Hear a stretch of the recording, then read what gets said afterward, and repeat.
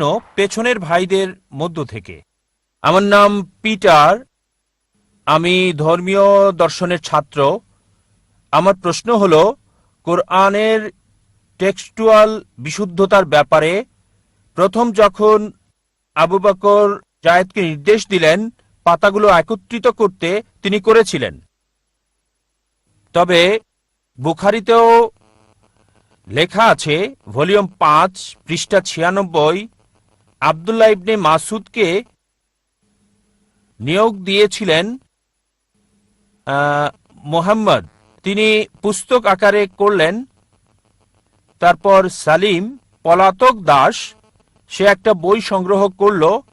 আর উবাই ইবনু কাব প্রধান পাঠকারী।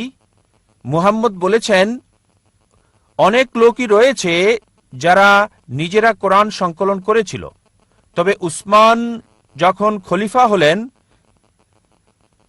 তিনি জায়েদকে নির্দেশ দিলেন একাধিক কপি করতে।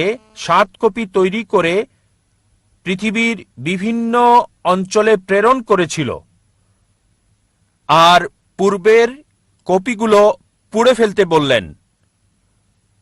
এখন ওইসব বিখ্যাত কোরআন পড়ুয়ারা কোরআন সংকলন করলেন, আর উসমান সেগুলোকে পুড়ে ফেলতে বললেন। এখানে কোরআনের বিশুদ্ধতার ব্যাপারে কি প্রশ্ন ওঠে না? মাশাআল্লাহ, ভাই ইবনে মাসুদ রাদিয়াল্লাহু আনহু সম্পর্কে জানেন, জায়েদ ইবনে সাবিত রাদিয়াল্লাহু আনহু সম্পর্কে জানেন। মাশাআল্লাহ, অনেক মুসলিমই এই নামগুলো জানে না। আপনি জানেন সহজে ইন্টারনেট থাকার কারণে যিশু আলাইহিস সালাম বলেছেন, গসপেল অফ জন অধ্যায় 8 অনুচ্ছেদ 32, সত্য অনুসন্ধান করো, সত্য তোমাকে মুক্তি দিবে। আর এখন ইন্টারনেটে অনেকেই দেখেন, অনেক ওয়েবসাইট আছে ইসলামের বিরুদ্ধে বলে, সেখানে অনেকেই গিয়ে সেগুলো পড়ে। কোনো সমস্যা নেই ভাই, সমস্যা নেই। আপনার প্রশ্নের ব্যাপারে যদি বলি, যারা কোরআন সংকলন করেছিলেন সাহাবাগণের একটি দল ছিলেন নবীজির সাহাবাগণ। যখনই নবীজি কোনো ওহী পেতেন তাদের সামনে তিনি ওহী বলতেন। যেমন ধরেন, তিনি ওহী পেয়েছেন আর মাশাআল্লাহ স্মৃতিশক্তি খুবই ভালো ছিল, আল্লাহ দিয়েছেন যাতে মনে রাখতে পারেন। তিনি পুনরাবৃত্তি করতেন আর এগুলো লিখে রাখা হতো। নবীজি নিজে তদারকি করতেন, তিনি ছিলেন উম্মি। কিভাবে করতেন যাচাই? বলতেন পড়ো। ঠিক আছে, তাই নবীজি নিজে যাচাই করতেন তার জীবদ্দশায় কোরআনের যাই লেখা হতো তা সঠিক ছিল কিনা। তিনি নিজে তত্ত্বাবধান করতেন এবং নবীজি এই লেখকগণকে নিয়োগ দিয়েছিলেন। যখন ওহী আসতো 22 বছরের বেশি সময় ধরে সব লিখে রাখা হতো আর পরবর্তীতে একসাথে করা হয়েছে। সবকিছু তত্ত্বাবধান করেছেন নবী মুহাম্মদ সাল্লাল্লাহু আলাইহি ওয়াসাল্লাম, ক্রমধারাটাও। আর তারপর অনেক মানুষই নবীজির কাছে আয়াত শুনলে লিখে রাখত নিজেদের নোটবইয়ের মধ্যে। অনেক সাহাবা এটা করেছেন, তবে এই ব্যক্তিগত সংগ্রহকে নবীজি চেক করে দেখেননি। ধরেন একজন টিচার নোট দিচ্ছেন, 100 ছাত্র তা লিখছে, কিভাবে জানবে তারা ভুল না ঠিক লিখছে? যদিও আমি লেকচার দেই আর কিছু লোক লিখে রাখে অধ্যায় নাম্বার, আয়াত নাম্বার, অধ্যায় নাম্বার, আয়াত নাম্বার, দ্রুত লিখে রাখলো, আর যাচাই না করে দিলে তারা বলবে, ও জাকির ভাই কথা বলেছেন। কোথায় আমি বলেছি?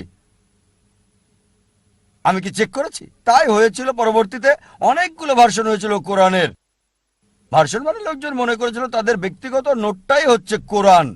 যখনই ইসলামের বিস্তার হতে লাগলো অনেকেই জানতো না যে কোনটা আসল কোরআন। আর সেই সময় সংকলন করা কোরআনের কপি হযরত আবু বকর রাদিয়াল্লাহু আনহুর কাছে ছিল। পরবর্তীতে এই কপি ছিল নবীজির স্ত্রী হযরত হাফসা রাদিয়াল্লাহু আনহার কাছে। উসমান রাদিয়াল্লাহু আনহু সেই কপি নিয়ে একাধিক সংখ্যা করলেন যাতে করে পৃথিবীর বিভিন্ন জায়গায় এই কপি পাঠানো যায়। আর বললেন, এই কপি ছাড়া তোমাদের হাতে যে কপি আছে পুড়িয়ে ফেলো, ভুল সঠিক যাই হোক, কারণ ওইগুলো যাচাই করা হয়নি। লোকজনের হাতে নিজস্ব নোট ছিল। ধরেন আমার লেকচার নোট করে অনেকে এখানে নোট করছে, হতে পারে 80% বা 90% সঠিক, 100% খুবই কঠিন।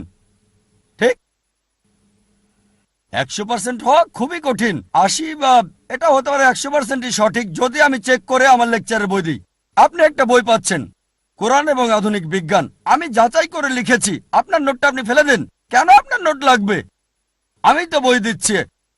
যদিও পুরো লেকচারটা পাচ্ছেন না, লেকচারের অংশটা পাচ্ছেন কোরআন এবং আধুনিক বিজ্ঞান। এখন ওই অংশের নোটগুলো আপনাকে ফেলে দিতে বলবো আমি। এটা ঠিক, এটা দেখেছি আমি। ডাক্তার জাকির নায়েক, আমার বই।